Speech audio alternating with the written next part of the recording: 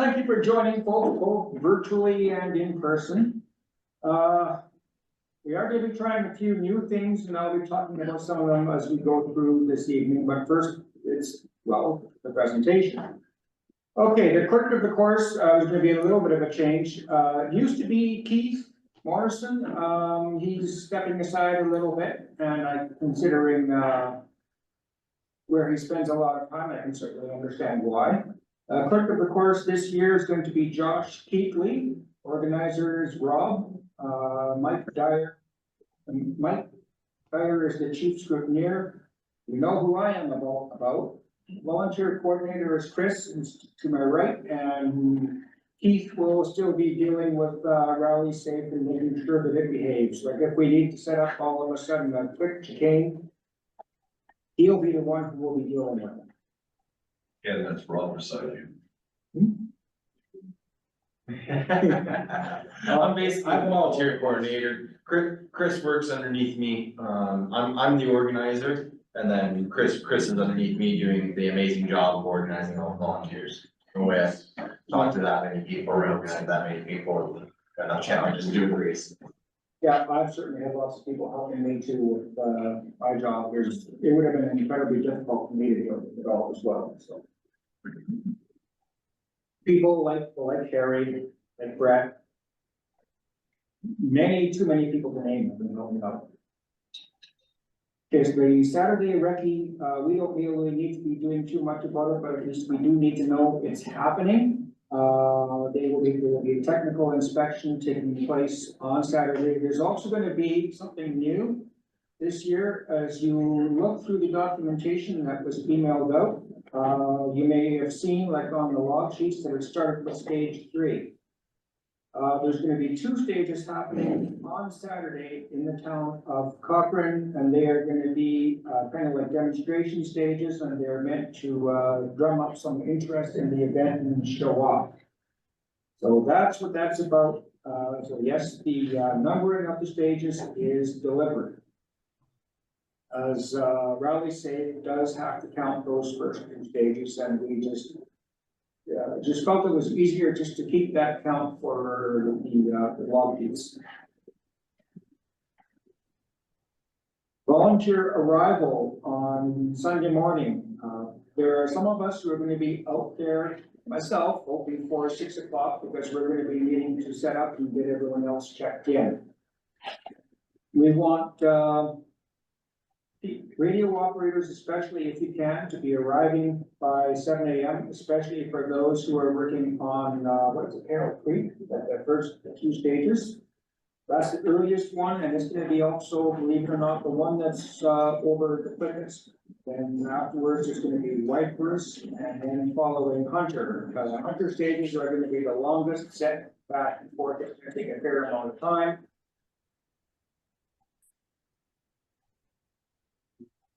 So again, if you could be on site 7 o'clock, that would be appreciated, because things are going to start happening about 8:30 in the morning. So that gives us a good window to make sure that everyone is in place. Net control as well as hoping to be operational by 7 a.m. When you're coming in, I'm going to be listening on both AUY and RN2. When RN2 comes up, when you're coming out, please let me know that you are en route. When you're getting close, please let me know when you are on approach. And then when you arrive, please check in with me in person. I will have a green flashing light on the roof of my vehicle, so it should be easy for you to spot me. We did make a change due to the weather on the check-in location, unlike what may be in the documentation. Instead, we have the checking in very, very close to Alpha on the Whitehurst stage.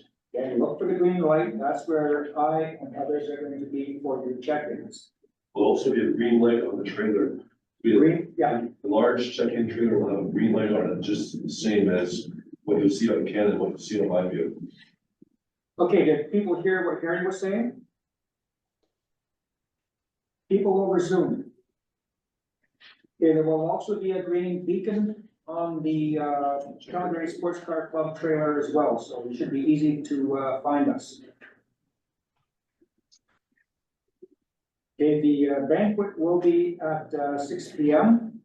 In Cochrane. I'm not exactly sure where. I'm sure we'll be letting us know. It'll be at the Lions Center, starts, the doors open basically 6 p.m. if you wanted to go there earlier.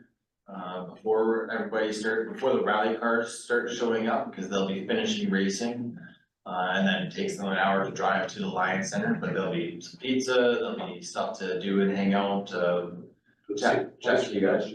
Sorry? That's the same place from last year. No, different from last year. Last year was the Frank Wills Memorial Hall, and this year is the Lions Club, Lions Center. But if you just type in Lions Club on Google Maps, it'll take you to their main big hall. Do you have to just show any ID of any type, showing that you are part of the sports car club to get into that? Nope, we've, no, are you gonna bring extra people? You bet. we've got the evening. We've got evening, for the night, from 3 p.m. till midnight actually. But we'll open up the doors to everybody else, and there'll be things going on, a TV, videos, happening at 6 p.m. And then everybody else will be showing up later, to have the podium and more of a ceremony of the cars and then the winners and whatnot.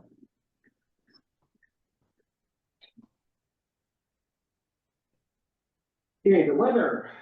The all important weather these days. We know Calgary and area, wait 20 minutes to change. Although it looks like it's going to be a pretty warm day for the rallies, I'm happy with that. Compared to some years past that we've all experienced. So it's going to be, rather than snowy, it's going to be dusty. So that'll be a little bit of a change in behavior, but still suggested. This is Alberta, and it is spring. Dress warm, just in case. Because I plan to be doing so myself as well. You may have heard of a program called Rally Safe. For the folks that are very new, this is in-vehicle communication for the contestants and the crew. Marshals will have access to Rally Safe. Contestants will have Rally Safe in their vehicles. Rally Safe will be available in net control. So there will be a very nice perspective from net control where what is going on. And with in net control, the clerk of the course and the net controllers will be able to see where each contestant vehicle is when it's on an active stage. So they'll have a bird's eye view. Now that does not mean that we don't need the blockers to keep an eye on things. Because sometimes a set of eyes, rather than simply a satellite location, can be very, very useful. There are ATV trails in the area, so you might have other traffic that arrives at your location other than the rally traffic. It might be from behind you on the ATV trail that you're kind of stationed on, or the trail that you're blocking. Keep aware there might be people just hiking in the area, and you see people hiking towards kind of your area. You need to be wary of other things that might be happening other than just the rally cars that you're expecting to happen. Could be snowmobiles. There's not much snow up there, but it could be snowmobiles. Yeah, and there could be dedicated volunteers, so I know of a bunch of spectators, could be dedicated spectators. I know a bunch of them that are parked camping on Whiteverse Valley Road, and then there's another set that are probably trying to camp with your radio operator that's camping on Hunter Valley as well. So Yeah. there's lots of people that are trying to camp out there and be in the area. There'll be more to expect other than just the rally cars coming down. Like as an example, although it was a different rally, last year at the RMR, I was all of a sudden assigned to a particular blocker position that we had intended to be unstaffed. And at the last minute, I was sent out there, and as I'm heading out, I heard conversations from other radio operators. Gee, there's a whole bunch of vehicles at this one particular spot. I wonder what the heck is going on. And as I go about there, I'm wondering, okay, is that where I'm going? Sure enough, it was. And it turns out that at that particular block or position, they were having a bachelor party. They had camped out the night before. And they were getting pretty well, shall we say, lubricated by the time I got out there. So, yeah, I blocked off the road like and okay, fine, it was good. One more guy blew through the checkpoint, through the control point. Didn't stop, just went right on through. And I'm thinking, is he coming here? Sure enough, he came here. And what that guy did is, even though I was blocking the entrance, he just, in his truck, he just drove into the ditch and up and around me and then went in. So yes, the blocker positions are very important. I immediately repositioned my vehicle afterwards to make it more difficult for people to misbehave. Although I'm also very thankful that those folks did behave afterwards. They did understand the importance of staying off that road, and they just said they wanted to party and watch the show, namely our contestants. But yes, expect the unexpected.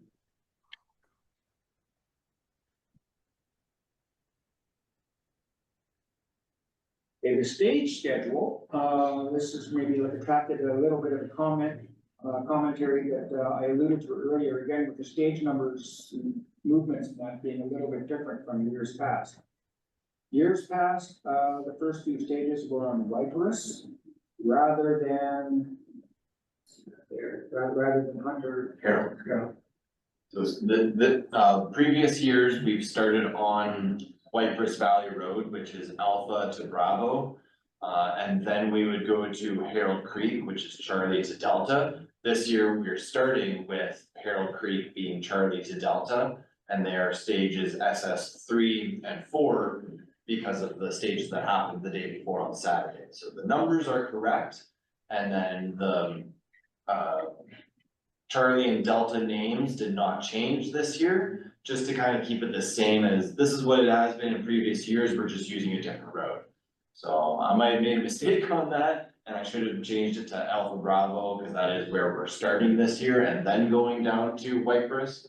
But I just left those still the same. Okay, so as you indicated, yeah, then we're moving on to Whitefish, and then the longest set of stages is going to be on Hunter. So as you may have seen in the radio handbook that was sent out this evening, we're going to be moving around a lot after we finish those first two stages, as we get ready for Hunter, and that's going to affect the timing somewhat, but we are going to be doing our best. Everybody's going to be moving after we finish Whitefish, and that's going to be a challenge, but hey, we're going to do our best. Yeah, so the critical thing is we're gonna have to move, we're gonna have to move promptly. Like, there's no time to kind of like hang out or think about anything. We have about an hour window to move from one location to the other location. It takes about 20 minutes in ideal conditions and perfect roads. And that's just to get from the one road to the other road. That's not to get into your stage. So there's not a whole lot of time to be goofing around. But do it as safely as possible, move at your own pace, move what you're capable, what your vehicle and what your tires are capable of doing. Yeah. You move directly after the sweep vehicle, so there'll be a recovery vehicle, then there'll be a sweep vehicle. We've gone away from the numbers that used to be on the side of them. It used to be 99 was the sweep vehicle. Now that could be a car number. So that's gonna be labeled as sweep, so after sweep goes past you, you'll know that it's good to enter onto the road and start making your movement change. Okay, once we have everyone like checked in, you know, like in the morning, the green light that's gonna be on top of your trailer, we're gonna put that on sweep. So that, when you see that green beacon, that vehicle with the green light going by, then you know it's safe to move. Oh, great. If you have not seen it yet, then stay where you are. And if you're really unsure of what's going on, we can see the location of that vehicle on Rally Safe. And then we can confirm with you whether or not it is safe for you to move. If you're Ken, unsure- Yeah, I have a question on the green light, because the green light before was supposed to be the last person out. And so the operators were supposed to move out ahead of the green light, not behind it. Yeah, Always behind. They do not move up ahead of the green light. The green light is, when it goes by, it's an indication that it is safe for you to move. well, I don't know, Ken, are you sure about that? Because it was supposed to be the sweep for radio operators, the sweep. That means it's last. It is less. Okay. Then drive out behind you. That's what we're saying. Cause That's after exactly speed it. goes by, I- the stage is clear. I see what they're saying, and I do remember this being a volunteer in 2019, maybe 2018. Yeah. But I was at the top of Hunter Valley, being the last volunteer marshal for the rally at the time, and there's a gentleman up there with a Jeep, some sort, and he had a green light on top of his car. And I said, why are you not leaving yet? He said, I'm waiting for you to leave because I am sweeping the entire area. And Okay, if anybody sees the green light, they need to basically get onto the road and leave ahead of me. And I follow everybody, and I am the green beacon that closes and sweeps everything from behind. So that's something that I heard back in 2019. Okay. I love and I like your idea right now, because it's a great indication. Maybe we could just change it to an orange light. So the sweep, because I think sweep will have orange lights on it already. Like I think Mike and Debbie Dryer have orange lights hooked up to their Frontier truck. So once you see sweep recovery goes by with blinking lights, sweep goes by, I believe they've got blinking lights as well. Orange blinking lights, that's when you know it's safe to get onto the road and start making your movement change. Of course, that will be after the end of the set stages, so you'll see that car go by a couple times. We'll have to make sure that sweep is at the back, because quite often the sweep comes down, they'll have recovery 1 or 2, and maybe possibly an ambulance behind them. But they're never that close to you. Yep, yeah, so the movement plans have been cleaned up quite a bit this year. Ambulance, just to clarify this all right now, ambulance will be positioned on Highway 40 for all of the stages that are happening. It will not be following the rally cars going in and out to save on time. It will be repositioning from Charlie down to Alpha, and then from Alpha to Echo. So it's at the closest available point to make a recovery. There's going to be a paramedic as well as a first responder in recovery, so they can flip over a vehicle, deal with the situation that may or may not be happening if they need medical response. Assess, maybe it's just a broken arm and they can handle it to allow the vehicle to drive out and then get to ambulance, and we can assessing each situation as it happens. We will still send in the ambulance if it's a bad enough crash. But there will be just one recovery vehicle for this event, and there will just be one sweep vehicle for this event. Yeah, quite often there's vehicles behind sweep. That's why I was like, okay, if only one, maybe it's. Yeah, in past, All they can stay up with sweep, because typically. so in past, I don't know.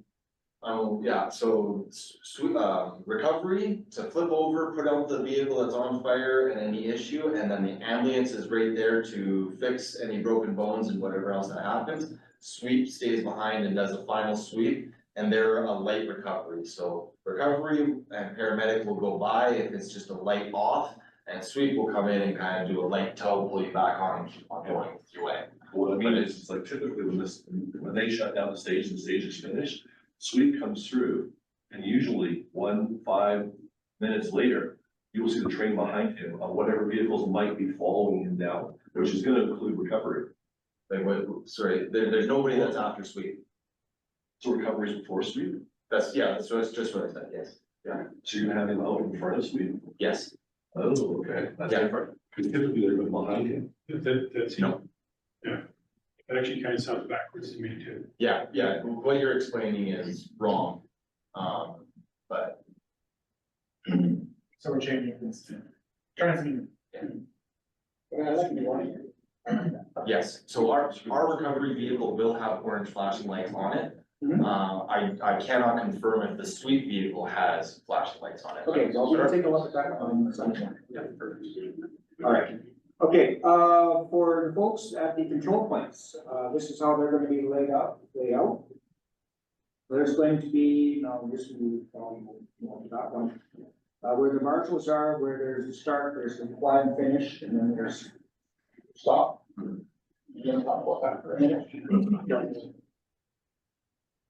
So the radio operators, you guys will be positioned close to the red clock for starts and thank you. You guys will be positioned close to the red clock. Yeah, ideally between the yellow and the red.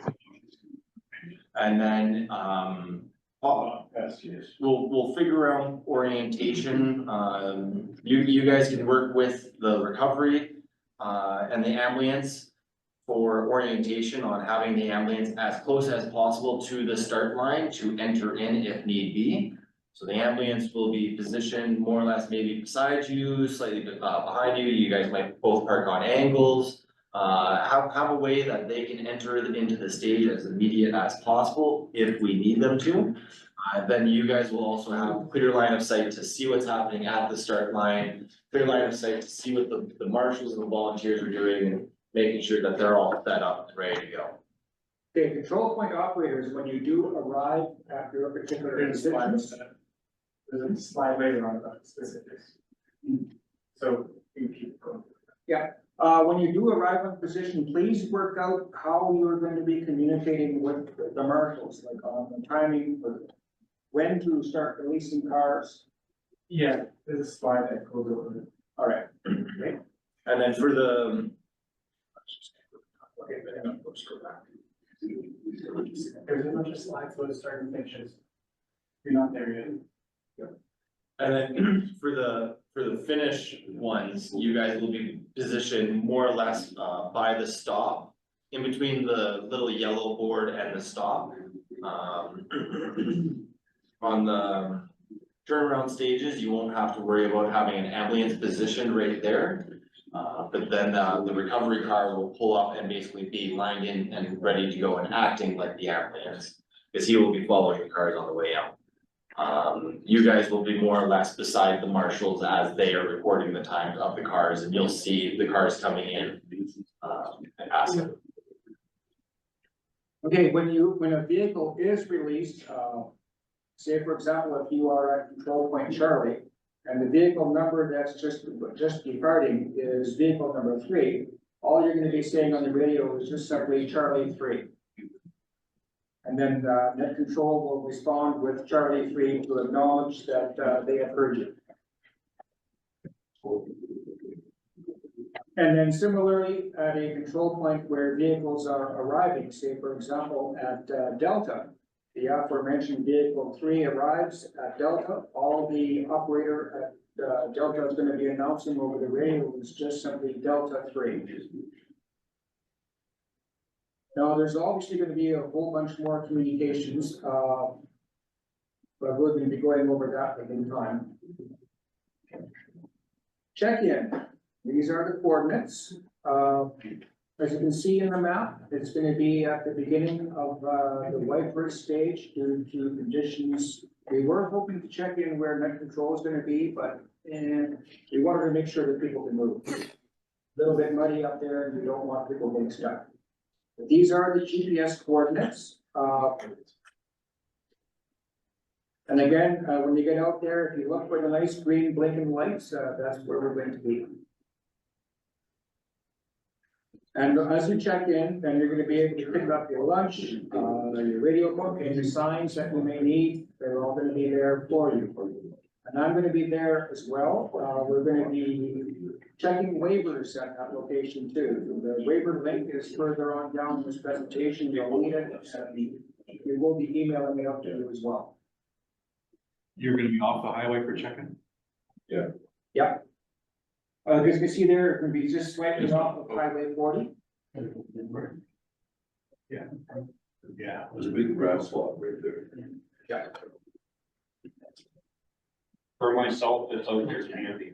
I'll see at the end of Hunter Valley. Gonna miss this. So Ken, who's gonna be there for radio check-ins? I will be there. You will be there? Yeah, and I will also be on the air as well, so. Okay. So are you gonna be with me in the trailer, or are you gonna be in your own vehicle? Just for the sake of being able to receive them, I'm gonna be in my vehicle. Yeah, we wanted to keep these separate, so there's not too much clashing of usual radios, the radios will pick up the sound of the radio operator here. You come pick it up for me on the trailer, because I'll have 300 signs and stuff. Okay, yeah, when Jenny come, I can always point them to you as well, so. And for the blockers, and the checkpoint operators, again, you can pick up a bunch of your signs at check-in. Marshals will also be picking up their signs as well for the control points.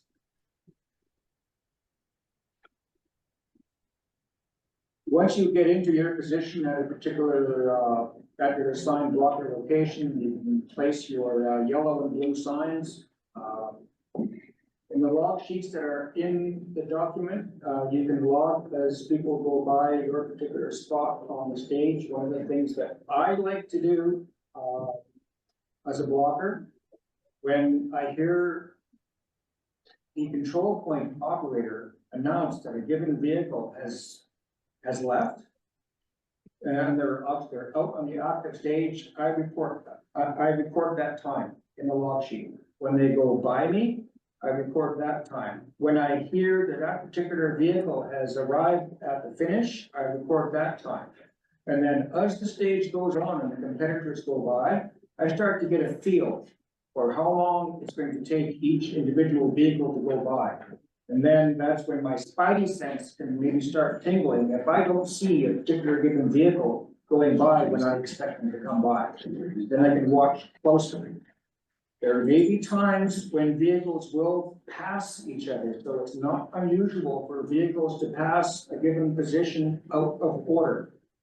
But again, if you don't see a vehicle at a given amount of time, then, like I said, you start paying more attention. The people in net control with Rally Safe, they'll be able to see if a given vehicle has stopped moving, and then they may call a given blocker to find out if you've seen them, like what may be going on, so be ready. If you do see anything unusual, maybe not necessarily rally related, but worthy of note, there's also another sheet in there to write down occurrences, and that can be invaluable. Anything unusual, write it down. They're gonna do the two of them. There's no dust, there's gonna be dust whatsoever. First 3 cars will get a 2-minute window, and then every car after that will have a 1-minute window. Okay. First 3 cars are really fast, we don't want them to catch each other. And then the next cars after that are just a little bit slower. How many cars did you end up with? 8 cars have entered, 8 cars? Oh, right on. 8 cars, yes, it has jumped up a bit, or jumped up a few. Oh, I'm pleased to hear that. I am too, yes. Okay, also as well, blockers, and again, this had something to do like with my own little story from a few minutes ago, report any stage incursions. If some, especially for those blockers who are at, say, a spectator position, and it has happened before, and I'm quite sure it will happen again, some spectators are going to want to leave. And because they're these are active stages, they need permission from net control before they can go out onto the stage and depart. It has happened where some people have not listened to the blocker, and you've gone out onto the active stage. With something like that, and we're getting into it a little bit more later, but that's gonna be a break, to let people know that there are unauthorized vehicles on the stage. So again, that's report stage incursions as soon as you see them. I do remember a few years ago, I wasn't in the rally or participating in the rally itself, but I was listening. And I heard a particular blocker. Maybe there was one last stage left on that particular rally. A blocker all of a sudden called in and he reported, oh, gee, I see some car lights lighting up down the road. And I didn't see it until just now.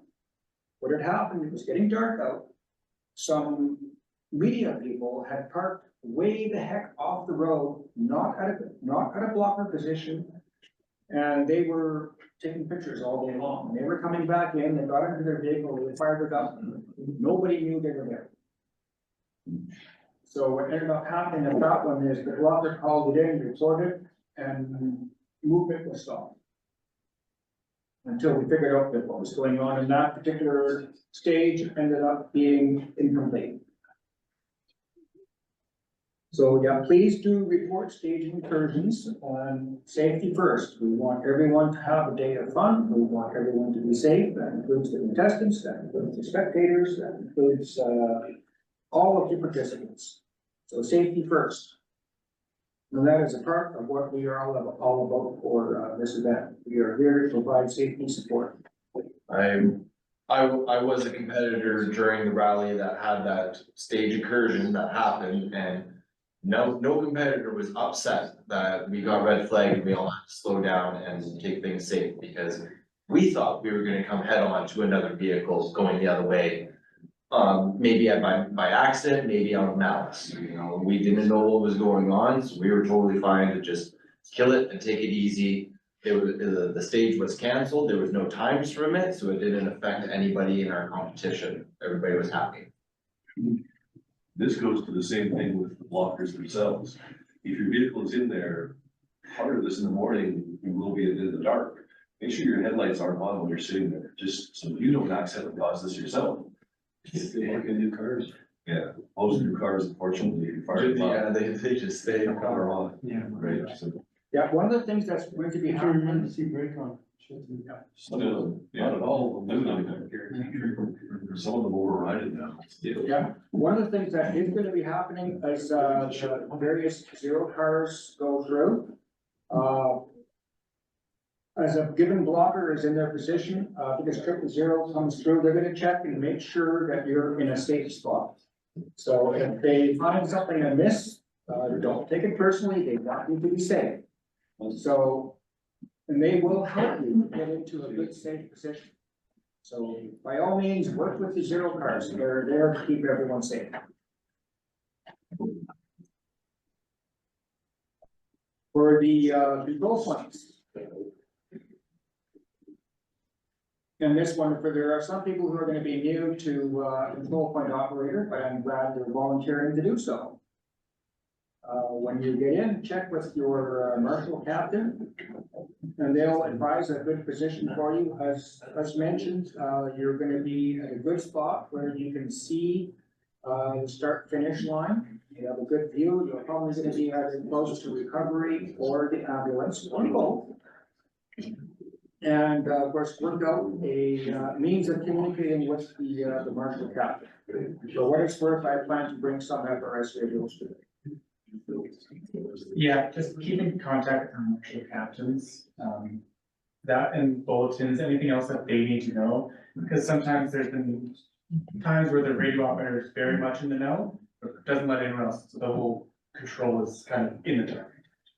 So we're trying to push for that better communication. When you arrive there, meet them, greet them, you know, get on a personal level, so that way communication is. That's wrong. Thanks. Now I'm fucking 10 minutes, 15 minutes late. There's a link in an email. And I'm sitting there waiting for the meeting to start. Further down.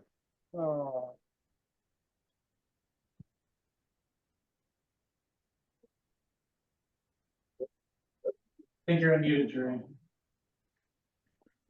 Oh, sorry. It's fine. I'd rather you speak up than not, so it's all good. Yeah, I had the wrong link. I had the email there, but the actual link was further down. So I'm sorry I'm late. Oh, don't worry about it.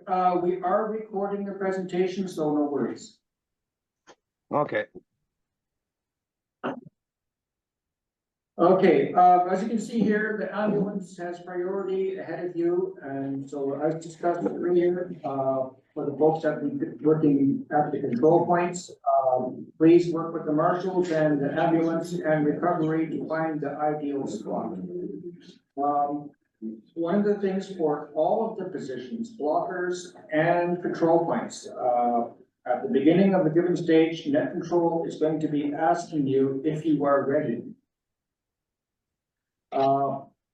And it's not okay, especially at the control points, if you think you're ready, okay, all well and good. Are the marshals ready?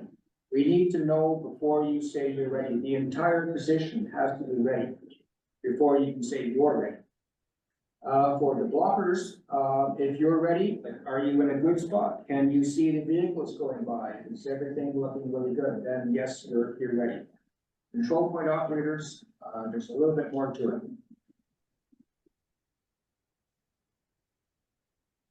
000 will go through, roughly about an hour before, maybe a little bit later, and they're gonna be helping us, like I mentioned earlier, getting into a nice, good, safe spot.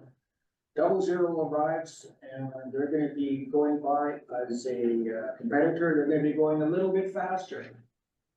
We're gonna make sure that the stage is good. Once 00 has gone by, the stage is considered hot and authorized movements only. And so the next movement is pretty much gonna be 0. They're gonna be going by, as you can see, roughly 15 minutes before, is everything copacetic? And they're gonna be going, 0 car going is at competition speed. So they're gonna be zooming. And then once once everyone has indicated that they are ready, they are all good to go, then net control is going to confer with the rally master. And then once they're happy, they're going to be announcing that the first vehicle can go at the next available minute. Now that's that 2-minute window that was mentioned a little bit earlier for the first 3 vehicles, and then 1 minute afterwards. Do not start or do not tell the marshals that they are good to start releasing vehicles until you hear it from net control. And then as mentioned earlier in my, when I was talking, relay competitor cars leaving or arriving at net control. Well, to net control. Say for example, like I said, if you're at Charlie and you're the control point operator, you see vehicle number 3 departing, you announce Charlie 3, net control responds Charlie 3, so it's been acknowledged. And all of the blockers down the road on that particular stage can report that Charlie 3 left control or left Charlie at this particular time. And you start building up that nice little sense of what's happening and how long. Spectators are only allowed to move between stages, and permission must be obtained from net control before they move. One of the things that happened at the Kananaskis rally that we had happen, and I was unfortunately the poor blocker at that particular location, and a whole bunch of a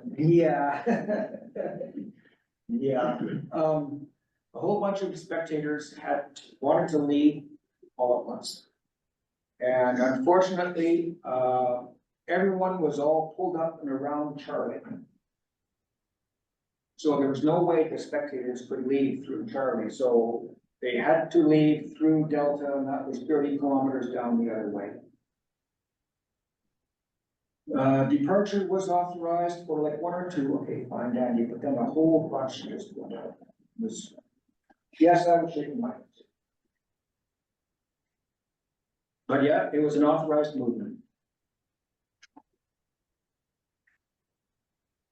If a vehicle does, if spectator vehicles are permitted to leave from a spectator position in between stages, the last vehicle that leaves the spectator position, please announce like it's rough make and model.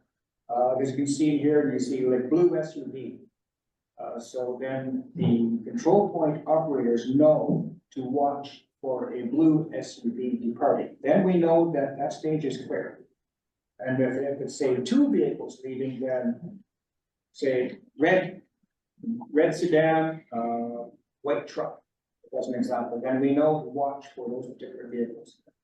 So especially for the spectator blockers, those are something to keep an eye on. With the, After 00 has entered the stage, like I mentioned earlier, the stage is hot, spectators may not leave. There will be marshals. the vehicle descriptions on the books we have for the cars coming in, are we gonna have vehicle descriptions or no? You'll have media movement No, no, plans. but like the competitors list on our radio ones, we'll have 8 vehicles. Are we gonna have the color and description of the vehicle? No. You'll have the car number, yes, short answer, yes, I'm gonna send, Ken, you guys, the start order of what we're expecting. With us having stages that happen on Saturday and then happen on Sunday, there's probably gonna be some competitors that are gonna swap position just due to speed. No, the critical thing is though, As long as you guys know the numbers and know what competitor cars are coming. And then that's what else. we're looking for, like, for example, Yes. blue Subaru or red Toyota. That's the kind of thing we're looking for, because if it's not on the book, then could they do it, like we do with testing, when they call a car 3 away, blue Subaru? Well, all of these cars will have numbers on them, so we'll use the numbers, it will be Charlie 13, Charlie 27, Charlie whatever, that indicates that it is starting. And you can add in a color after that if you wanted to, or add in a make, whatnot. But I think what you're asking is we are gonna send you a description of all the cars, so there'll be the number, the people that are inside the car, Hyundai Genesis. And Okay, there'll we have be, descriptions, that's fine. yeah, there will be descriptions, but we'll be running off the numbers. Oh, no, that's fine. Yes. Sweet. For like the previous rallies, we've had no description, all we have is a Yeah. car. No, we're fixing that this time, alright? Cool. So you can't always read the numbers. Yes, Yeah. regards to, so that goes back to what Ken was saying, by when the radio guys, or when we are starting cars on stage, you've got your list, you would kind of mark down. 14 has started, you might not see 14 for a little bit, they'll start Yeah. 17, and then they'll start 55, and then they'll start 99. Oh, by that time, you're seeing 14, you're gonna mark down, I saw 14 at this time, and then the next cars will come and we'll start recording them. You'll start hearing that they're finished, and you can start recording that they're finished as well. If you can see them, so. If you can see the numbers, but then you can have an idea that's what's coming, because that's the number that was set. The old books had start, finish, past you, R12's blue Subaru. Perfect, that's what we're aiming to get this time. Yeah. And I tried to set up the logbooks like the same way. Ron, did we get the media vehicles numbered like we talked about or not yet? They're gonna have, I believe Sean has got media decals for them, so we're at least gonna have media decals on the cars. I don't think we got numbers for them, like 1, 2, 3, 4. But that's the, But I identified or some kind. yes, yeah. It won't be like just random media, they will be. Yeah, media cars submit a movement plan to net control, so net control understand what car might be moving around on stage. So when you report that there's a white CRV moving around or a white Mitsubishi moving around, net control already knows about that. You're doing your due diligence of noting the vehicle, they're confirming that they have a movement plan and they know where they're moving to. So you might not know exactly where they're moving to or whatnot, but their vehicle will be marked and then net control will be confirming with you guys. Kind of like the idea of media 1, 2, and 3, so. That's what we're working towards, all the vehicle, we're gonna have just like maybe 4 vehicles, maybe 4 media vehicles to limit how many are moving. And how many photographers we're allowing to move, other than that, you're a photographer, you stay where you get. And that's a way that we'll be able to, That was one of the things that we had talked about at the debrief that we had in the CSCC was, Just so. knowing, like, if we number media vehicles, it makes it easier because it's simply media 1 through whatever is here. It just would say radio time. Yeah, there's 2 white Mitsubishi media cars. Right. Blue Subaru. Yeah. Like you No, got and like I said, that's one of the things that we talked about, and I agree, it's a good idea to do or work towards it, so. we'll get there. Years back, we had recovery, this is recovery for you guys, we had magnetic duct was recovery 1, recovery 3. And we used to drive along, we hear on the radio that some blocker would say recovery 2 just one way. Yeah.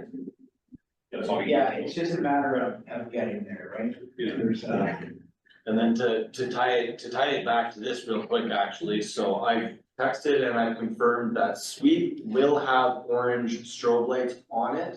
So when you see recovery with orange strobe and then Sweep with orange strobe, that's when you guys know it is safe for spectator vehicles to exit off a stage if they want to exit off the stage with approval from net control. And then that's also when you could see a media car moving because they've seen that the orange strobe has gone by, they know it's safe for 85 minutes to get from one quick location to the next quick location. They've submitted their movement plan to net control. You guys would report something, net control would say, we know that. Or hopefully you guys would be able to see that it's a white Mitsubishi with a media sticker on it and say, hey, I see media moving. Net control says, yes, they're moving to blocker such and such, or they're moving between blockers such and such. What does the sticker look like? Gonna look just like the 00 or 000 or 0. That big? Yeah, we're gonna have big ones like that.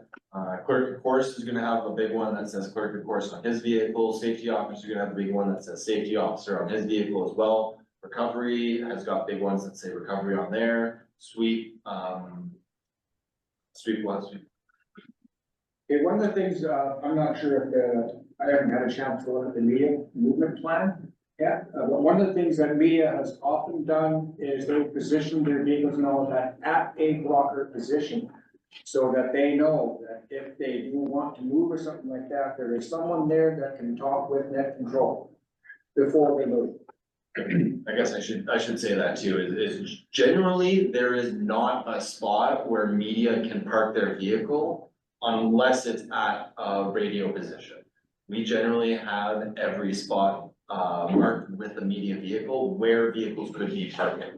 Because that's an area where spectators could park overnight and camp, and then also there's people there. Well, we've already assigned a radio position to be there, so that people are there, we've got somebody to watch them. Media, more or less, will be moving between blocker location to blocker location. They themselves know which locations have enough room to squeeze, like, have you guys possibly pull out and then pull in behind you guys, or whatever, you know, they would never be blocking you guys in stage. They want to be just as safe as the rest of us, so. And again, no transit, no movements after 00 has entered the stage. Emergencies, we are changing procedures. This particular slide is a little out of date now. We're changing things. As you can see, to report an emergency, and here it says red flag, red flag, red flag. We're not doing that. Instead, if you see something and you need to get a hold through to net control RFN, I mean, like right that thing down, it's break, break, break, and then announce your position. So for example, if you're a blocker, say 8250, and you see a car flip over, and it's on the middle of the road, and it's on its back, and it's not moving, and it's a hazard. You see it in all of it, just break, break, break, blocker 250. If you do not get an acknowledgement from net control, again, it's break, break, break, blocker 250. And then net control will acknowledge you and they'll ask you to state the situation. And then that's at the point at which you report what you have observed. Stay calm. You are the eyes and ears of net control. Do not leave your radio. It's very important that you be able to report like what's going on. Net control, like through Rally Safe and other means, can communicate with all of the other vehicles that are on the stage and tell them to stop movement. You are the eyes and ears. If net control and the rally master ask you to, then and only then do you use the stop sign that's going to be in your documentation and hold that out at a safe place to signal any moving vehicles to stop moving. So Ken, you said this, but you probably want to emphasize it. The stop sign is the backup. The primary is Is rally. rally safe. Rally safe. Primary is rally safe. But if they have a communication error, that's the only time the stop sign's even useful. The little rally safe that will have tablets in our car, they'll go red in our car. So us as a competitor, when there was the media vehicle that turned on its lights, we had a red screen that come up on our car. We knew we just needed to slow down ahead of time. When we were coming past blockers, they were holding a stop sign, we were already traveling at a slow speed. And it was more or less just confirming that we were going at a slow speed, we knew what was going on. That sign was to, net control will clarify everything, if you need to stop a vehicle at your location, or if you just need to make sure they're slowing down and continuing through to exit the stage. If you do actually stop a vehicle and actually have one there in front of you, you no longer have to stop the rest of the vehicles, because that vehicle will get out and they will stop from them. They are all trained to do that, that once they're stopped, they know they take over stopping anybody behind them. You can return to your radio duties immediately, because they need to know what's going on. You can relay to that control, you have car 5 stopped, car 5 is now stopping traffic behind me. But at that point, you return to being the radio operator. Just so everybody knows, the reason for the change was there was some confusion between red flag, what it means to a rally driver, and what it was used for from the radio standpoint. We debated going to pan, and after some further discussion, decided that the break was probably better. Because we use open repeaters for some of our communications, we didn't want to use pan. We don't want to do any emergency signals. Right. Because that means emergency to everybody in the ham community. And, we didn't want to generate a panic, if you will. Break is something everybody's used to hearing. And if net control is aware of it, which they are, and all of you are aware of it, then that gives us the same thing without the potential panic it could cause over the repeater. Okay, so are there any questions, both virtually and in person, regarding emergency procedures? We might go back to the previous slide for 1 second. When you were saying, I don't disagree with it, no one enters the stage after 00. Realistically, when 000 was on that stage, the road should be closed at that point, should it not? It should. It should. There may be vehicles moving like blockers, et cetera, moving around, but there should be no general public moving around. Exactly. When 000 rolls in. 000, they can allow something while 000 is on. Like, Correct, so one of the main purposes of 000 is to look at the spectator zones and be at the spectator zone, so. Right. 000 will go in and be at the spectator zone for a good amount of time until they're ready to continue on, because 00 is entering the stage and they're moving on. So then, But we should be establishing when we're holding the road. There's a certain point where it's like, okay, we're holding the road, stage's not as active or anything. We're still building everything. We don't want the general public roaming around the road while we're building our stage. so you would hear net control call that, that does be- yeah, so 00 would come up to the start. They would ask to enter the stage, net control would say yes. I confirmed with 000 that he's happy with his spectator locations, and you're gonna go in and they're checking a little bit different things. So that, you know, I think his point is that after car 000 goes, the stage is closed. After car 000 goes, the stage is on.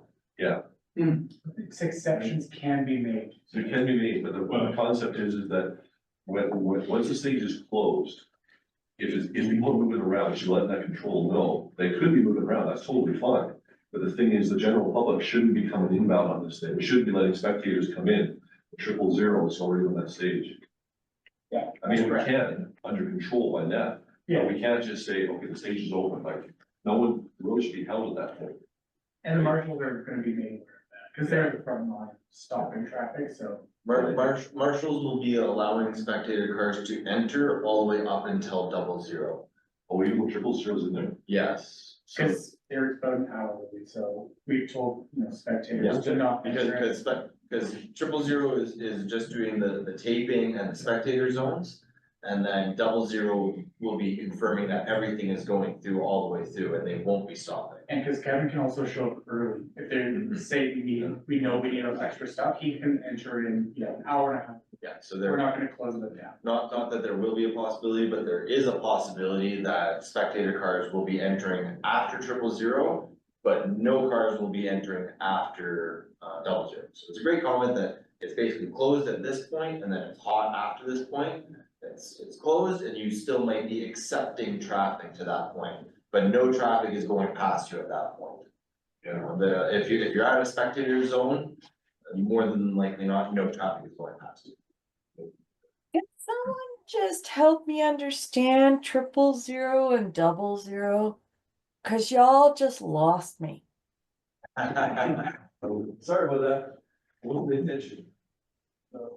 Well, so 000 goes through to check on spectators and check on taping and also deliver equipment possibly. So they'll be going in about an hour and a half, an hour before the stage actually goes live to help the spectator marshals get spectators in and do a few things, maybe deliver equipment.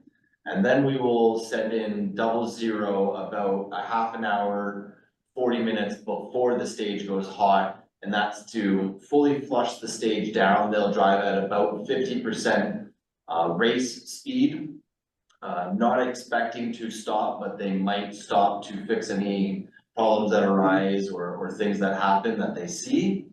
Then we will send 0 through that goes 15 minutes before the stage goes hot. And 0 will be traveling at 80 to 90% race speed as fast as they relatively can go while being able to stop safely if they see something that has changed since 00 has gone through. So this is our way of flushing the road through to make sure it's all safe. So 0 is like the pace car? That's a great way of thinking of it. 0 is essentially the pace car. It's just 15 minutes ahead of the race car. Because we send 0 to travel the entire stage all the way through to confirm that the whole stage has been closed safely and it can be turned hot. And then we would send in a race car.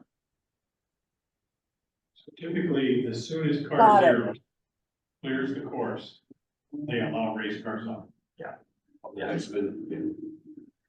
The easiest way to think of it, Mel, is probably a 3, 2, 1 countdown, 000, 00, and 0. And then we go live. If that makes sense. Thank you all for helping me understand, cause y'all, you've done this a lot, and this is my first time, so thanks. Happy to have you here. Good question. And asking questions and make sure that you're doing a good job. Ask away now.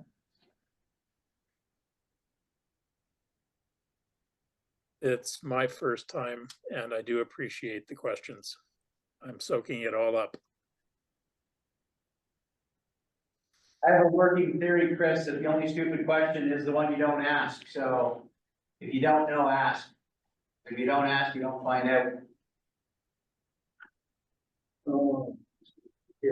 Here are the maps, overviews and zoomed in somewhat. As some people may have discussed online already is the locations of various bloggers on here is not entirely accurate.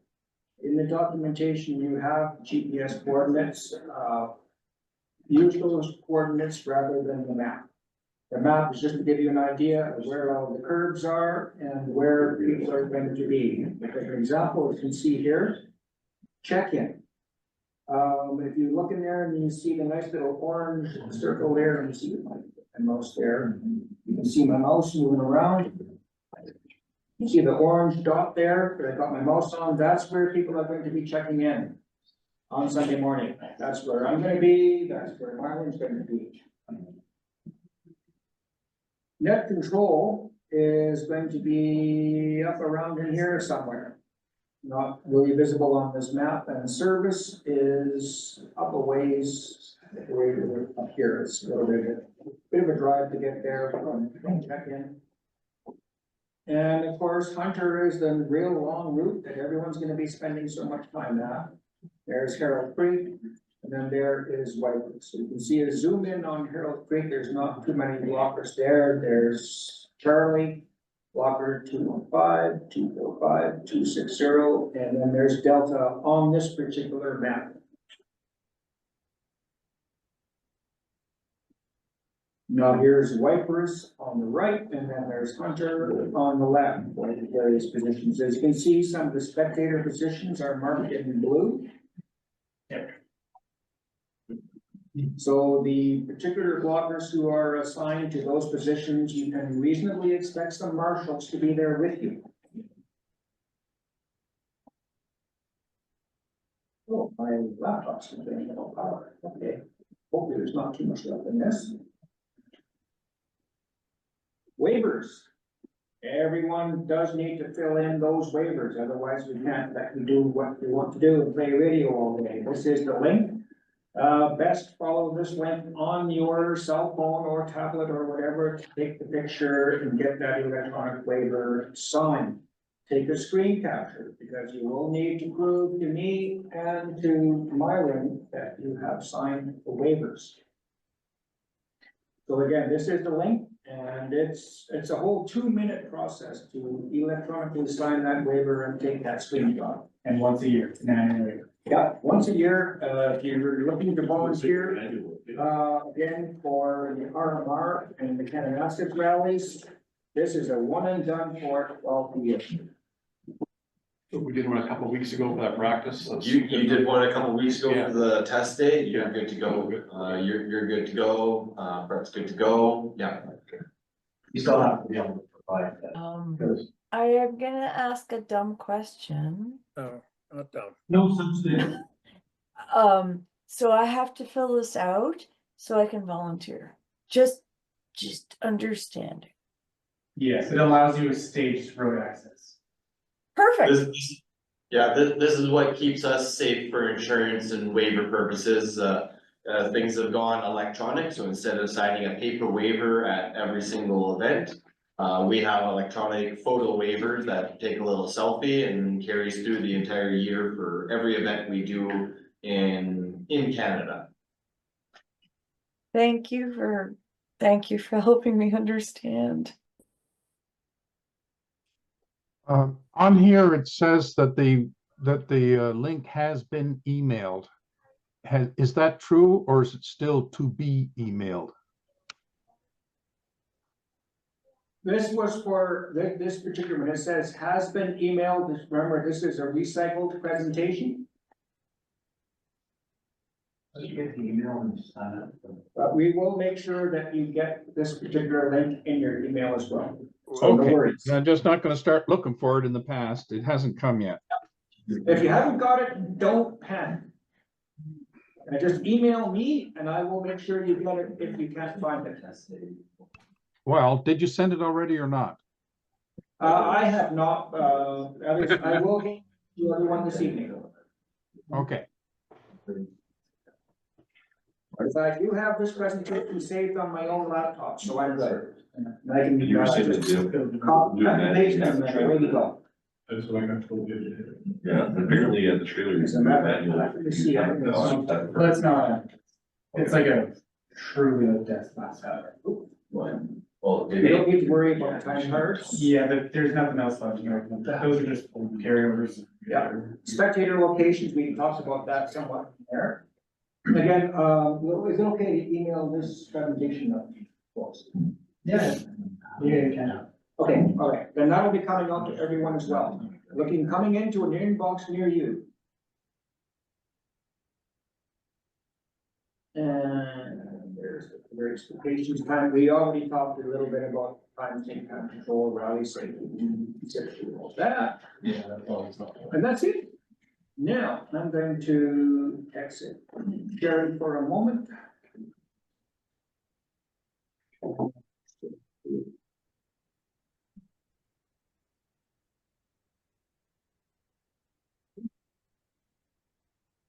Some power going up.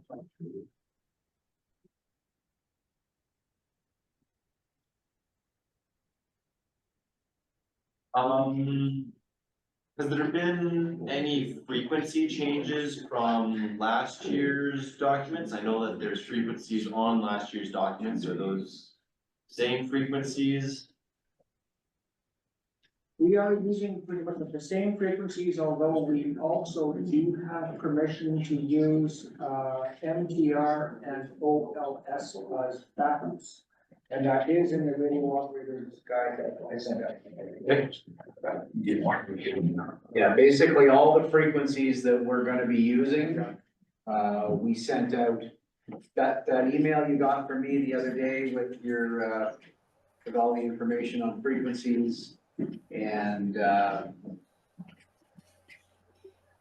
sorry guys, whatever else was in it, those are frequencies. Sorry?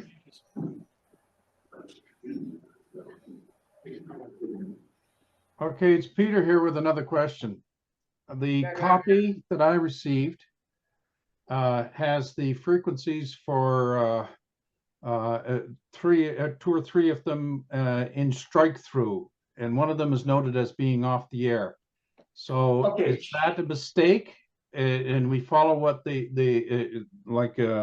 is Mockingbird and the other two, are they going to be used on Sunday? EAB has exhibited issues, so we're not going to be using that one, but the other two, I did get permission, they are available as backups. So we ignore the strike through that was in the email copy? Good, thank you. It's more important for the people up towards the end, like people manning Foxtrot and around 390, 380 on Hunter Valley. The last 4 or 5 spots along Hunter Valley get very sporadic. And MTR and OLS, now OLS probably less so that because we're not too sure about it, but MTR and OLS, when we tested it out a few years ago, really got into Foxtrot really well. Last year, the operator at Foxtrot had a lot of problems. He had to move his vehicle around quite a bit to be able to get into RNQ, and we did manage it.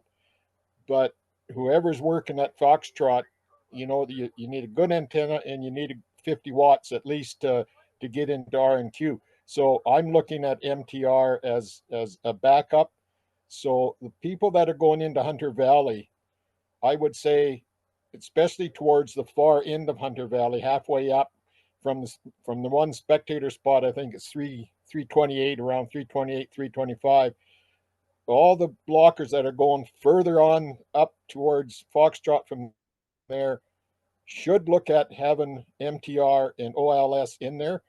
And I talked to Peter a little earlier today, and we will be trying to monitor OLS and MTR on the Hunter Valley Road, just to ensure that we have communications with those people, so that once they're in there, we might call them and say, can you switch over to MTR and we'll just test it, or OLS, because it's a very hard to, I guess even simplex is hard to get into that area, but we want that as a backup for those positions up there, especially Foxtrot. Now, I know the rally people don't like to switch frequencies that often. It's up to them if they want to do it, and that's fine. But last year we had to get Foxtrot to relay to the zero cars, and vice versa, zero to Foxtrot to get back to net control as to what's going on. So, you know, that's also a plan. If that helps you, Peter. Do we know of OLS? No, that's good. Thank you. It's just like I say, block D was in strike through on my copy, so it's yeah, that was a it mistake. has been, Fine. and I was going to try and mention that as I did, the people at the far end should look at putting in the MTR, which does have a tone on it. OLS does not have a tone, but if they can put it into their radios just as a backup, it will solve one problem if we have a problem. If I may, those are, as a Sarah board member, those are approved. Put them into your radio. Okay, Harry asked if they're linked, and I do believe they are. However, I did reach out to the Sarah folks, asking for approval to use those particular repeaters as backups, and I did get that approval. So I would expect them to be unlinking those two repeaters from the Sarah network for the day. They might not be unlinked, but we can unlink them. Yeah, MTR is usually on full time, I believe. OLS can be brought up, but I don't know how it will be on Sunday morning, whether anyone will bring it up before we start using it. I think it's usually left on link, but and from what I've had from notes before is that MTR is usually linked full time. MTR is linked full time.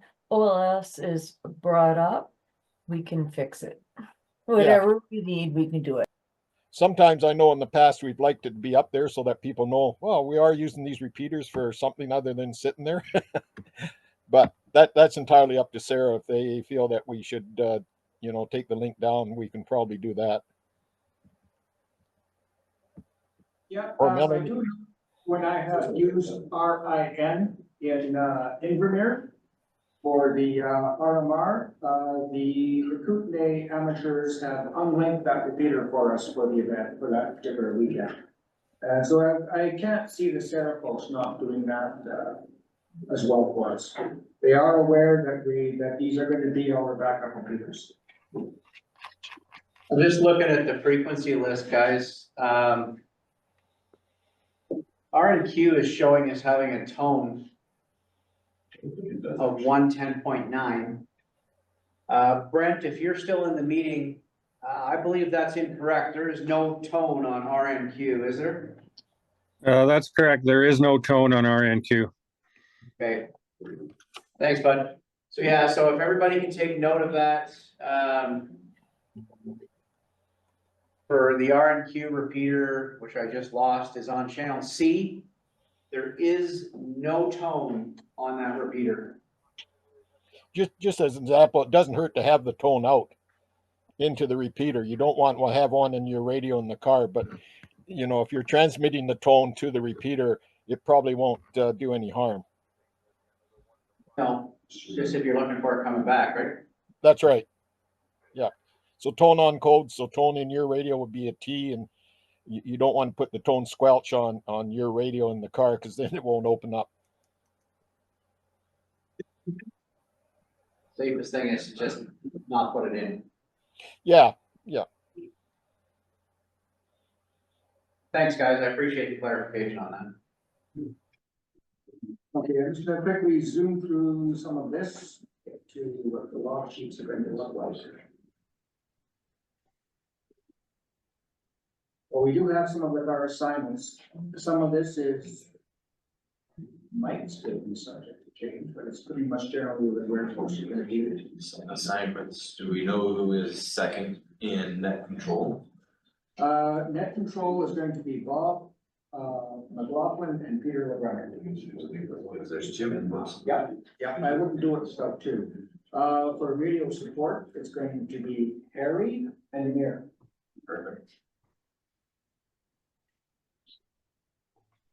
And so I figured, well, Amir wants to stick his nose in and, I don't know, he has some concerns. That's good, but that is exactly what we're doing with our volunteers. Anybody who wants to step up and take on more of the role, we're having them shadow somebody else, have them learn. Amir is on, but he's for radio support, he's gonna be outstanding. Oh, he's smart. He's smarter than Harry. No, I have seen, Amir's home set up, he's got radio support. And, if anything, his vehicle probably has EV models and it's on. It's got a lot. Yes, mine too, what it's worth. Okay, go, there's the inaccurate maps. Okay, here is an example log sheet page that we have. It was we discussed earlier, there's gonna be like the color of the given vehicle and the car numbers. So you can, it is gonna be announced by net control. the starting order, and maybe, for example, the color and all that, so here's where you can write it down. You can, if you so choose to, you can log when the serial cars start, pass you and finish, say. This, the numbers here are not gonna necessarily be the vehicle numbers. The vehicle numbers, we can be going here, say for example, if the first vehicle to start is gonna be, and I keep going to it, vehicle 3, then maybe, for example, write down Charlie 3 here, right, when they charge. But as you can see, Harold Creek, stage 3, and then once we finish that particular stage, and they get ready to turn around, got the map again. There's a little change with that now. All the cars are actually 3-digit numbers now. Yeah, that's fine. You write them down in that log sheet. The way I tried to set up this radio operator's guide is that on the left-hand side, you have the map. And on the right-hand side, you're gonna have your log sheet as you flip it open and you look at it. So you have an idea of where folks are and what the lay of the land is, so to speak. So this is a typical log sheet. And I put them in there for each and every single stage, so that's a lot of pages.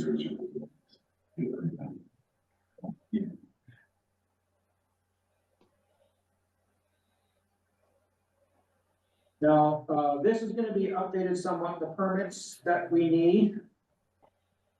This is just something like a placeholder from last year. Proper ones will be in the printed documentation that you should be receiving. When you check yes. And that is to keep the powers that be happy, because if they do want to see those permits, we do have to have them with us. 27, 2000. Yeah. This is an example of what those permits look like.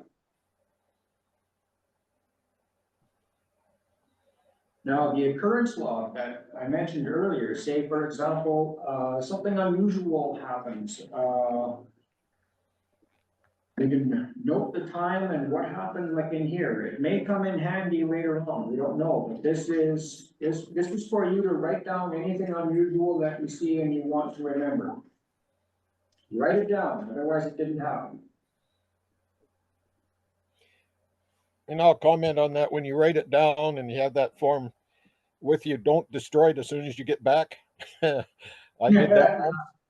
And about a month later, Keith wanted to know what had happened at this certain junction. So, but all my stuff had been shredded. So I always keep it until probably the start of the next rally. But you know, just in case something does come out that they want to look at it, keep it for a month or two. Anyhow, don't get rid of it as soon as you get back from the rally. Good point. Hang on to it. So ideally, you'll come to checkout with us, you can hand it in then. Bring your signs back to where you checked in, bring all your stuff back to check in, you can hand those forms into us, we'll take care of it. Yeah. Also, we kind of had In the army, we sent it to Ottawa. about how the event went for you, or if you saw be a particular problem with something, or you had lunch. So there's a good point. So bring when you get there, you'll get a card which has, basically it's a volunteer survey. Oh, okay. And it'll have, you know, how was the lunch? How was this? How was this? Yeah. Comments on the back. If you fill it in and put your name on it, you're entered for a draw for a one-year membership to the Calgary Sports Car Club. Oh. Oh, pretty cool. Thank you. Fill in the survey. Okay, as I alluded to earlier, folks, the emergency procedure, unlike what we saw in the presentation, here is the real procedure that we're going to be following should you see an emergency to deal with. And again, it just reiterates a lot of what we went through earlier. And the last page of your radio operator's guide is going to be the all-important stop sign.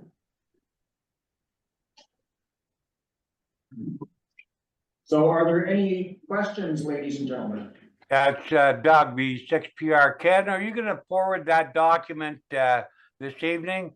So, because you scrolled through rather quickly on the operator locations, and I didn't have a chance to see which site I'm going, if you said to, so I can, Okay. plan it. Are you sending that document prior to, the RV time at the, location out in the area? Doug, that document was emailed out earlier today.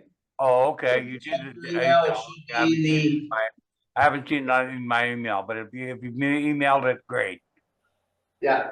Okay, but If you I'm didn't spinning reach back. out, let me know and I'll send you another copy, but I sent Okay. it out to everybody in the thread that I started with the information about tonight's meeting with the frequencies and all that. Okay, I'll look for it in my email because fair enough, thanks. You're welcome. Okay, for what it's worth, There's printed Doug, version of the trailer, isn't it? you see Sorry, everyone they're gonna have- hand out a printed copy of the trailer, aren't they, or no? Uh, Are they gonna hand out a printed version of the trailer? Okay, on Harold Creek, Doug, you're gonna be at blocker 260. Well, they can do that. Someone asked me to. Okay, Doug, can you hear me, Doug? VE6PR. Yeah, okay, blocker 260 is where you're gonna be assigned for, the earlier part. And then on Hunter. Your Okay. position. Okay, yeah. 203. Okay, yeah, fair enough. If I'll see that in your email document. Thanks, Ken. You're welcome. Yeah, that document came from Brett. So there's a question over here. Okay. Printed documents. Do you want me to print documents? And if so, how many copies? I think the people who have requested it, like in the sign up sheet. Well, think about it, send me an email Okay. tomorrow night, because tomorrow night's kind of our deadline for printing this, and we'll be Okay. in for us for those words. All right. Well, I'll look through our sign ups and I'll get you a number. Okay. That's better for my machine at home because it's got more power than this thing. Anybody have any other questions? Well, just a question for me, is Josh going to be in the comms trailer with us? I would expect so. Okay, I just want to make sure. How's that for a good, solid answer there, Bob? Correct, yes. Clerk, of course, Josh Keatley will be at net control basically all day unless he needs to leave. He'll be your reassuring voice to say, red flag a stage or do whatever. Yeah, well, we always look at them. People, the blockers may wonder what's going on, but there's some times when we're quiet because we're waiting for the clerk of the course to make a decision as to what to do. So if he's there, it makes it a lot easier than trying to do a text message or something. So yeah, I just want to make sure that, and I think we are getting a Starlink up there. I don't know if Josh has one himself, but I know earlier on Peter was talking, and we may have another Starlink. So certainly we need that at the comms trailer. Correct. Calgary Sports Car Club has a Starlink that will be set up at net control for internet for the Rally Safe, so you guys can see what's happening on Rally Safe and everything going on there. If there's a second Starlink and net control has internet, we can move our Starlinks, Calgary Sports Car Club, to the service. Yeah. But it's planned to be at net control. Yeah, okay. Yeah, I know. I think it was discussed with Peter that there might be one there. So we just wanted to make sure that I think it was one of the recovery guys had one last year that we used. But yeah, I just wanted to make sure that net control did have access to a Starlink there. So that's about the only questions I think I have. One thing I'd like, well, I guess I do have another question, but one thing I'd like to mention to all the operators is that when we start out in the morning, it is a directed net. So we ask that if you have any communications or you want to talk to another blocker, to let net control know first. And if we give your approval, then you can contact the person you wanted to go to. But we can't have other people talking, to other blockers there. in case we have to do something right away. So we do ask, and the zero cars are really good at that. They'll ask net control if they can speak to another zero car, but it applies to the blockers as well. And I have a question for Ken. When the blockers are moving to Hunter Valley, what frequency do you want them on? I think AUI will work for most of that, although there are some places that won't. What frequency do you want the blockers moving from Hunter or from Cypress to Hunter Valley? What frequency would you like them to use? And the reason I ask that question is if you're getting them into position and we need to use RNQ, it might get a little, the traffic might get a little backed up a little bit, but are you planning on using RNQ for Hunter Valley, or can you use AUI to get the blockers in? And AUI won't reach all the way up. Yeah, that's why. Well, you guys are gonna be going simplex on Harold and Wiper, so you won't be using RNQ. So when we do the transition, we should be able to use RNQ up until the point where it's about to be live. Because there's no stages taking place on RNQ until everyone's in place on Hunter. That's right. That's why I'm just asking that question so that we're clear on Sunday morning that that's what you're going to do. I think RNQ is the best choice for us. Can I ask a question? Sure. Like, I'm not on anywhere in the list. Where should I go? Oh, we'll find a spot for you. Perfect. Where should I go on Sunday morning? Oh, the check-in trailer, that's where you start with. Okay, locally. Finding Ken, and then we'll find you. I will, the check-in location. I understand that you may not have a spot for me. I just need to know where I should go. Yeah. So I'll go up at the check-in trailer.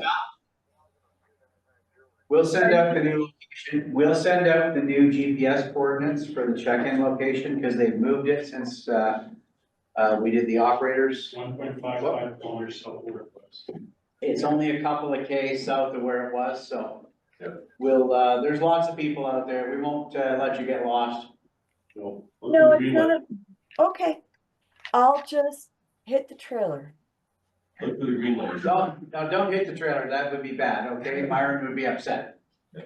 I guess the other thing that we should mention is as everybody is traveling out, everybody should be on AUI, because AUI will get us all the way out there. And it doesn't hurt to call out if you're leaving town, just so we know you're on the way. We were, one of our plans was to have a second radio coordinator in town so that everybody could call out on RYC when they left, or in your case, Mel, you're coming down from Edmonton, so. But we didn't get that into play yet for this year, for this rally. We're hoping for the next one. Concept is that if everybody checks in when they're leaving home, we know whether the first round of operators is actually on the way. And therefore, if we have to make a phone call and say, hey, Melanie, get your butt out of bed, you're supposed to be on the way, because you're not. Or if you're sick, we'll at least find out earlier. Okay?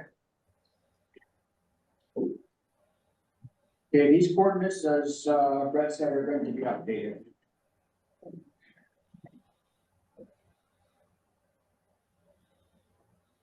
And I guess the other thing that whoever's assigned to blocker positions 303 and 306, there is an error with those two positions that we will have sorted out, and we'll have we'll have it straightened out by the time you get out there on Saturday morning. So 303 and Sunday morning, sure. I don't know what day it is now, so. Sorry about that, guys. So 303 and 306 actually do not exist. So the two operators that are assigned to those positions will be reassigned. Hey, Mark, if there is a second start later, would there be more use to you than it would to service?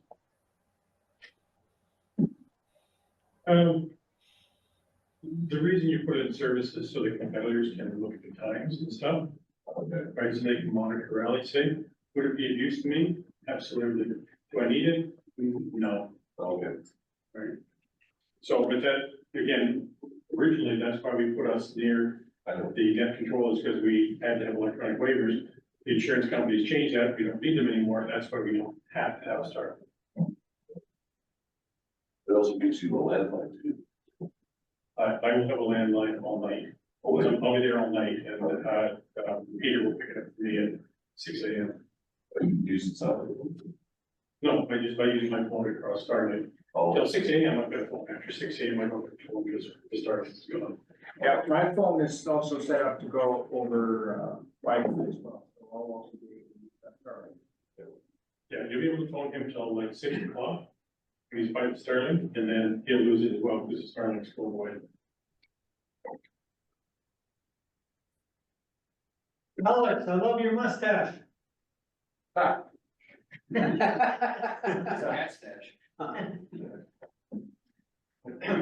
right. Okay. Are there any further questions, folks? There's hard copies, are there? There will be hard copies at the rally, At check-in. that check-in. Yeah. You hard copy at lunch. Got a little fast, I couldn't take enough pictures.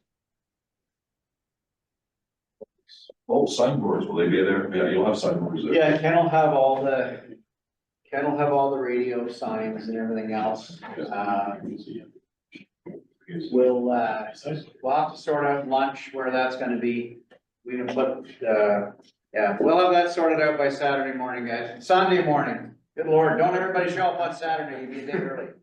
Oh, yeah, it's. I'll be asleep in my truck waiting for Sunday apparently, but, For lunches, there should be sandwiches that you'll collect when you collect your signage and collect everything from your check-in in the morning. There should be sandwiches and snacks that you can take with you to your blocker location, control location, wherever you're stationed for the day. So there'll be lunch for you to pick up. What times are gonna be available, like an exciting area? Depending on when you sign in, so some of you guys are signing in first thing at 7 or 6 in the morning. And then some people are signing in a bit later, because you're just showing up for the afternoon stage. Yeah, one Harold Creek's on there, got off at 7:00. Who organized this thing? that is the one thing to remember. I know I put it in my email and I believe, Peter also mentioned it. Sunday is daylight savings time change, so I know everybody's gonna be super excited that instead of having to be there for 6, it's gonna feel like 5.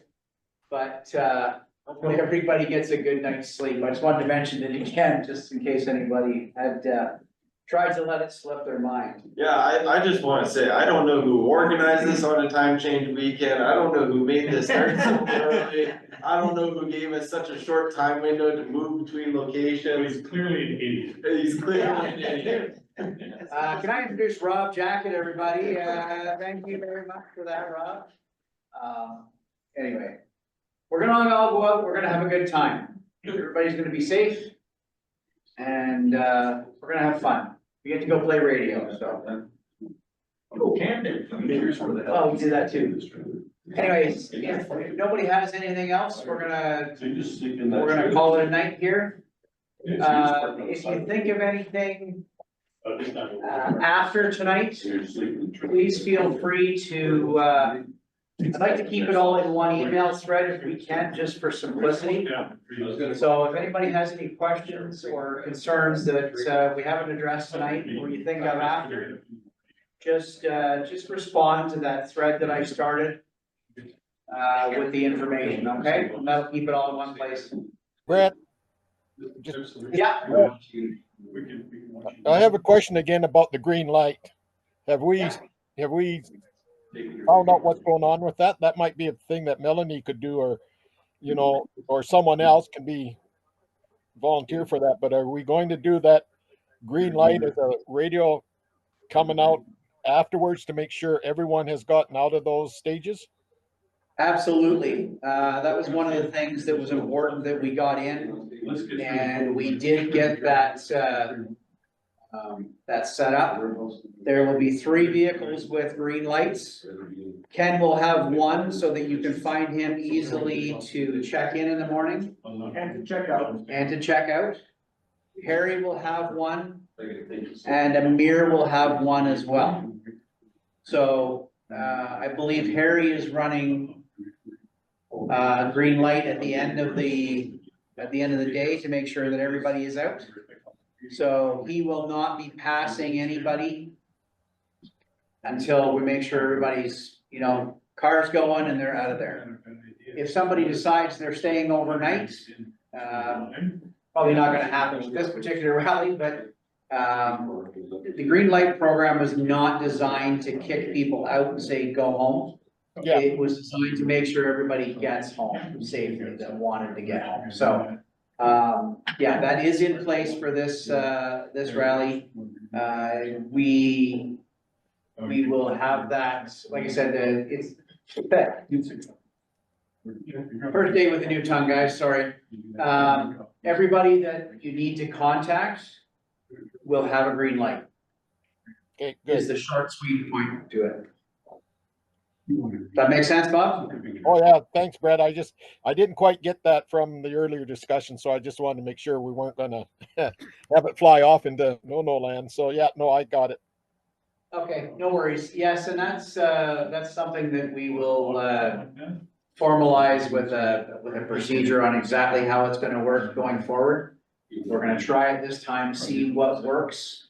And if what we have in mind works, then we'll write that up and then everybody will know exactly what's going on. Yeah, I know when I did Bravo on wipers, I was at the control point, so I was designated as the green light on that one. So I just waited until everyone, you know, I thought everyone had got out. So we started coming out, and all of a sudden there was although it was a radio amateur, so he could have called in, but he was stuck. He couldn't get out. So that's why I originally looked at, well, maybe the control person would be on that. But then now that we have to move them over to Hunter Valley, I was wondering, what are we going to do?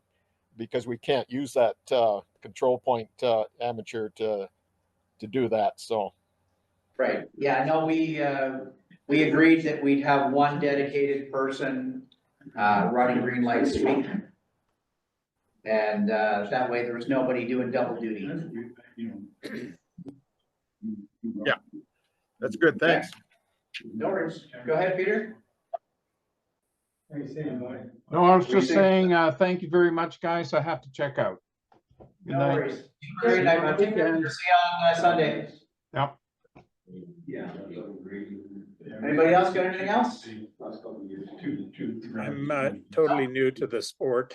I'm gonna watch some videos to try to learn about the rally cars themselves. I understand they're extremely fast, very powerful. I gather they have roll cages and might have fire extinguishers and stuff like that. Yeah, they do. If this is gonna be your first rally, Chris, you'll get a chance to see the cars. Okay. That'll give you a better idea. So you don't want me to bring a fire extinguisher or a seatbelt cutter?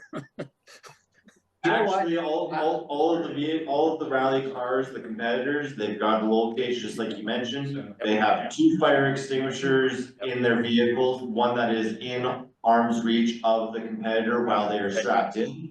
They have seatbelt cutters as well to cut themselves out of a seatbelt, window smashers to break themselves out of their vehicle if they are trapped inside of their vehicle. And all of the competitors are first aid trained as well, so we can all act as a first responder to anything that is happening. Do you know what the average age of a competitor is? The average age of a competitor. Sorry, I'm trained as a physician, so there's a lot of crazy stuff about motor vehicle collisions and age. Every 12-year age advantage confers a 1/3 change in your risk of severe injury. So you don't want to be an older driver. That's because when we fall now, we break, right, Chris? We don't just bounce and get back up again. It's not fair. I completely agree, but that seems to be the way it works. I'm guessing it's a young person's game.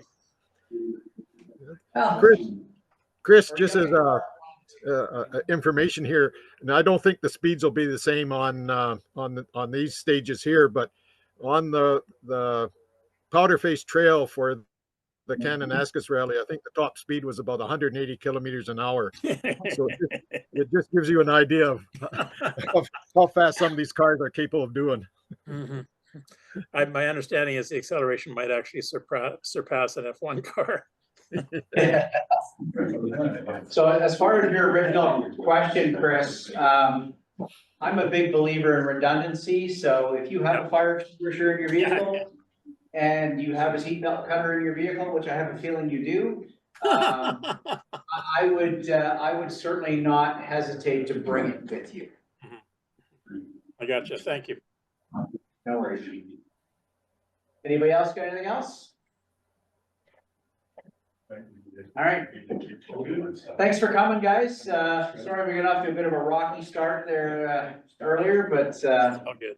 hopefully everybody learned something, and again, if you have any other questions, don't hesitate to put them in that email thread, and either Ken or myself or one of the other guys will respond and answer your questions, and if we can't, we'll find out the answer and get back to you.